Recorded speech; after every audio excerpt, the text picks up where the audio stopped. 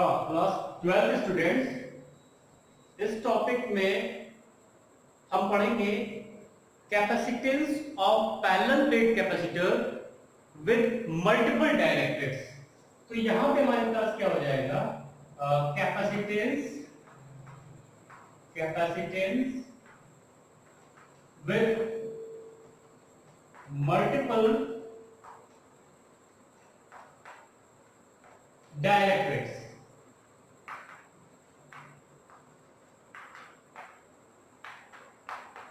Multiple dielectrics. तो इसके पहले जब हम कुछ चीजें रिवाइज कर लें, जब हमारे पास पैरेलल प्लेट कैपेसिटर ये था और इसके बीच में एयर था, तो यहां पे हमारे पास कैपेसिटेंस का फॉर्मूला होता था C = epsilon naught A upon D।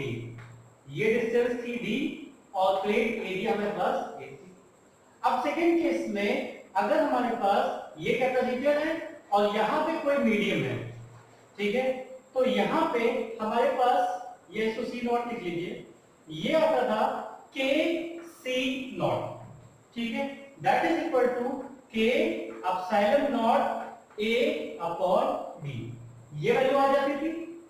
और हमें कुछ चीजें और जानकारी चाहिए, जैसे हमारा क्लास 10 में हम लोगों ने पढ़ा था कि अगर दो रेजिस्टर्स हो तो रेजिस्टर्स को जब सीरीज में हम ऐड करते हैं तो टोटल रेजिस्टेंस ऐड हो जाता है, और पैरेलल में क्या होता है 1/R, that is equal to 1/R1 plus 1/R2। Capacitance में उसका उल्टा होता है, रिजल्ट हम देख चुके हैं। तो कैपेसिटर्स, अगर ये हमारा कैपेसिटर है एक और ये एक दूसरा कैपेसिटर है C1 C2, ये सीरीज में दिख रहा है, तो सीरीज में हमारे पास क्या हो जाता है 1/C equivalent, that is 1/C1 plus 1/C2, ठीक है। और अगर कैपेसिटर हमारे पैरेलल में कनेक्ट है C1 C2, तो इसका रिजल्टेंट आ जाता है C = C1 प्लस C2। ये सारी बेसिक नॉलेज हमारे पास होनी चाहिए उसके पहले कि हम विद मल्टीपल डाइलेक्ट्रिक्स स्टार्ट करें। तो अब देखिए, कैपेसिटेंस के बारे में ये सारी जानकारी हमारे पास है। अब हमें कैपेसिटर बनाना है। ये हमारे पास कैपेसिटर है और ये बैटरी से कनेक्ट है, ठीक है, ये इसकी दूसरी प्लेट हो गई। ये हमने क्या किया, अर्थिंग कर दिया इसको। यहां पे चार्जेस हमारे पॉजिटिव थे, ठीक है, और यहां पे नेगेटिव चार्जेस थे। प्लेट की एरिया यहां पे क्या थी, एरिया ऑफ प्लेट A थी, ये सेपरेशन हमने D लिया था, ठीक है। तो अब यहां पे हम ये कंसीडर कर रहे हैं कि ये जो हमारा पैरेलल प्लेट कैपेसिटर है, यहां पे ये इक्वली डिवाइड है। एक मीडियम ये हो गया डाइलेक्ट्रिक, एक ये डाइलेक्ट्रिक हो गई और दूसरा डाइलेक्ट्रिक हमारा ये हो गया, ठीक है। इसका मतलब ये इसकी वैल्यू हो गई K1 और इसकी वैल्यू हो गई K2। अच्छा, अब यहां पे ध्यान दीजिए, इन दोनों में क्या चीज सेम है और क्या चीज डिफरेंट है। तो इन दोनों में हमारे पास ये जो डिस्टेंस है, ये हाफ फील्ड है, D/2 हो जाती है डिस्टेंस, और यहां पे डिस्टेंस क्या हो जाती है D/2। बाकी हमारी प्लेट की एरिया सेम है। तो देखिए, इसको हम इस तरह से कनेक्ट कर सकते हैं। अगर इसको ध्यान से वहां पे देखें तो ये हमारा, अगर इसको हम C1 ले ले रहे हैं और इसको C2, तो ये हमारा सीरीज में कनेक्ट हो गया। ये हो गया C1 और ये हो गया C2। ये प्लेट की डिस्टेंस D/2, यहां पे D/2, और एरिया हमारी सेम है।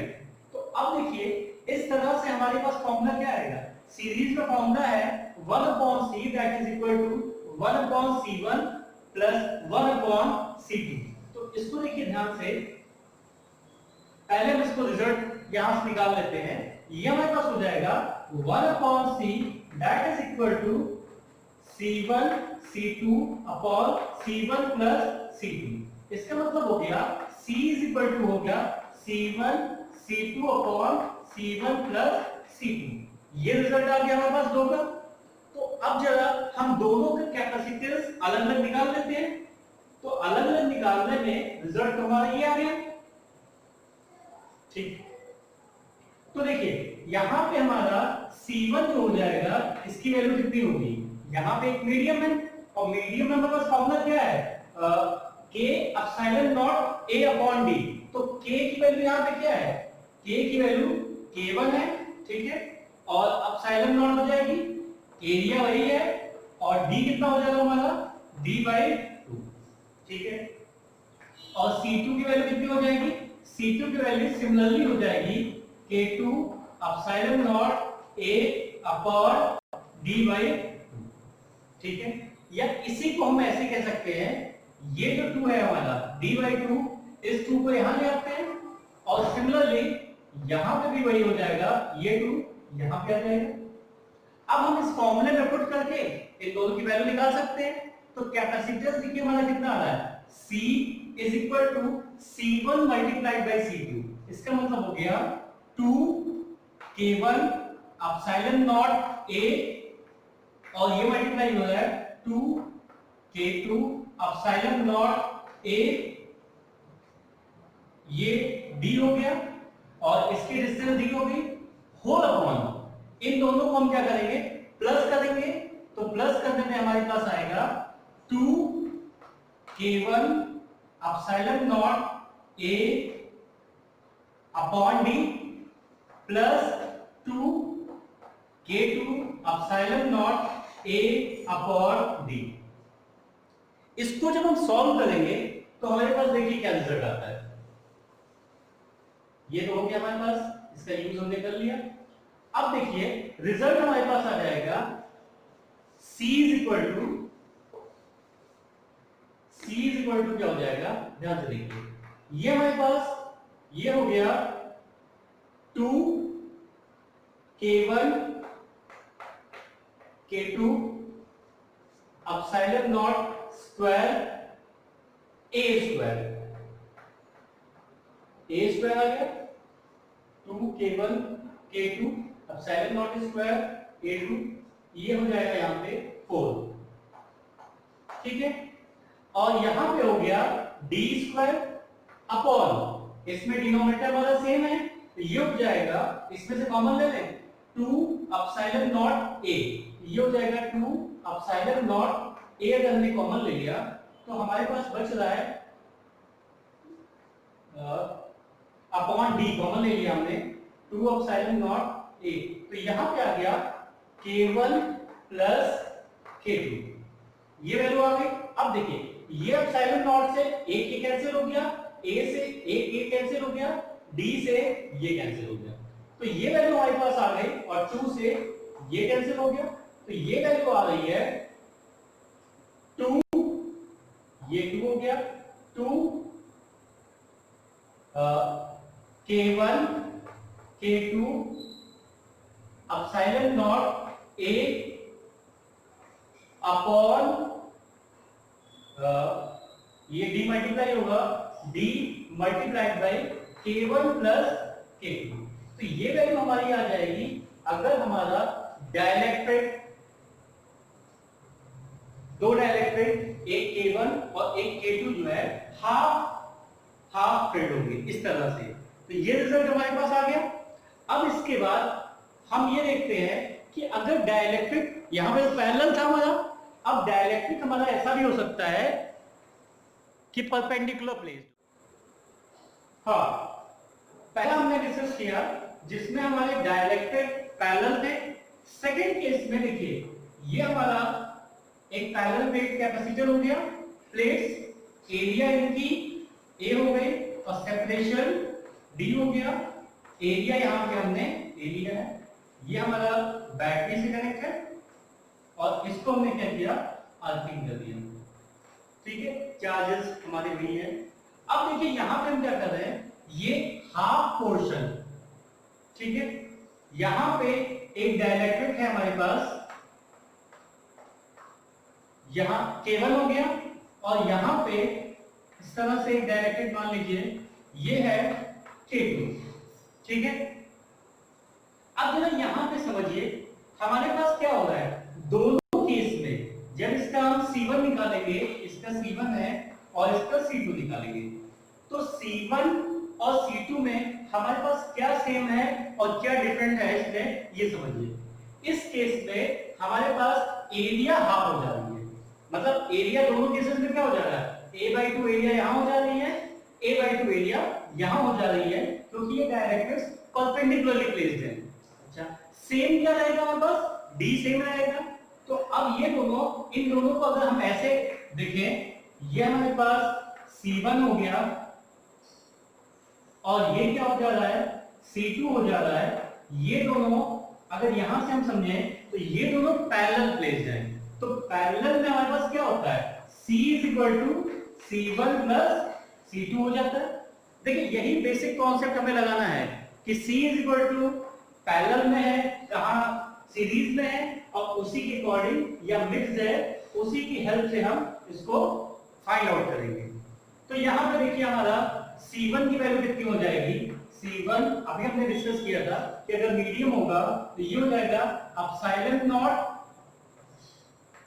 K1 A, एरिया कितनी है a/2 और डिस्टेंस है हमारी d।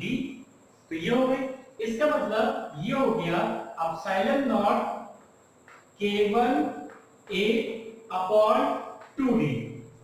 सिमिलरली हमारा C2 आ जाएगा, that is equal to ε0 K2 A/2d। ठीक है, और दोनों पैरेलल में है, तो पैरेलल में हमारे पास क्या हो जाएगा, C = C1 + C2। ठीक है, C1 + C2 हम कर लेते हैं। अब हमारे पास यहां पे क्या हो जाएगा, देखिए ये C1 की वैल्यू है ε0 K1 A/2d plus ε0 K2 A/2d। ये हो गया। अब इसको निकालने के लिए देखिए हमारे पास सबसे पहला ये है कि कॉमन क्या आ रहा है, वो देखिए। तो ε0 A/2d कॉमन आ रहा है, तो दैट इज ε0 A/2d, ये कॉमन आ गया। और बचा क्या हमारे पास, K1 + K2। तो ये रिजल्ट आ जाएगा अगर इस तरह से हमारा डाइलेक्ट्रिक इसमें प्लेस्ड है। तो ये तो हो गया हमारे, अगर दो डाइलेक्ट्रिक्स दिए हों, एक पैरेलल दिया हो और परपेंडिकुलर दिया हो। अब ऐसा भी हो सकता है कि दो से अधिक डाइलेक्ट्रिक्स हों, तो उसके बारे में हम डिस्कस करते हैं। हाँ, थर्ड केस में हम देखते हैं हमारा पैरेलल प्लेट कैपेसिटर ये हो गया, पैरेलल प्लेट कैपेसिटर ये बैटरी से कनेक्ट हो गया, ये अर्थिंग हो गई हमारी। ठीक है, अब देखिए ध्यान दीजिए, ये हाफ हम यहां पे डिवाइड कर रहे हैं और यहां पे कोई मीडियम है K1। ठीक है, और ये नीचे का पार्ट ये दो पार्ट में डिवाइड है। ठीक है, यहां पे हमारे पास कोई मीडियम है K2 और यहां पे कोई है K3। तो अभी जैसे आपको बताया वैसे ही करना है, कोई इसमें परेशान होने की जरूरत नहीं है। इसको हम लेट कर लेते हैं, ये C1 हो गया, ये C2 हो गया और ये C3 हो गया। तो आप इसमें इजीली फाइंड कर लेंगे कि किसकी एरिया कितनी है, डिस्टेंस कितनी लेनी है हमें, और फॉर्मूला हमारे पास है C = K ε0 A/d। वहां पे वो वैल्यू पुट कर लेंगे। अब देखिए बेसिक कॉन्सेप्ट यहां पे आपको समझाते हैं। आप इसको देखिए, ये हमारे पास C1 हो गया। ठीक है, C1, ये C1 हो गया हमारे पास। ठीक है, ये C1 हो गया। अब देखिए C1 C2 और C3 के साथ पैरेलल में है, तो इसका मतलब ये हो गया, ये हमारे पास हो गया इस तरह से, ये यहां पे आ गया C2 और ये आ गया C3। ठीक है, इसका मतलब हम क्या करेंगे, सबसे पहले C2 और C3 का सीरीज के हिसाब से हम कैलकुलेट कर लेंगे। तो इन दोनों को सीरीज करने के बाद हमारे पास मान लीजिए C2 और C3 सीरीज में है, इन दोनों का इक्विवेलेंट हमारे पास आता है C'। इसके बाद क्या हो जाएगा, ये हमारा C1 है यहाँ पे और ये यहाँ पे C', जो इनका इक्विवेलेंट आएगा। ये दोनों क्या हो जाएंगे, पैरेलल में हो जाएंगे। फिर इन दोनों को हम प्लस करके ये टोटल निकाल सकते हैं। तो देखिए सबसे पहले आपको क्या करना है, सबसे पहले आइडेंटिफाई करना है कि कितने डायरेक्टर्स हैं, उसके बाद एरिया क्या होगी, डिस्टेंस क्या लेंगे हम, और उसके अकॉर्डिंग पहले उन्हें सीरीज, पैरेलल या मिक्स में प्लेस करके एक वैल्यू निकाल लेंगे, C1 C2 C3 और जितने भी होंगे सबकी वैल्यू पहले हम निकाल लेंगे, बाद में उसमें पुट करके टोटल कैपेसिटेंस हम निकाल सकते हैं। तो इस तरह से इसके सारे क्वेश्चंस हम लोग अटेम्प्ट करेंगे। अब नेक्स्ट टॉपिक हम लोग डिस्कस करेंगे energy stored in a parallel plate capacitor और एनर्जी डेंसिटी क्या होती है।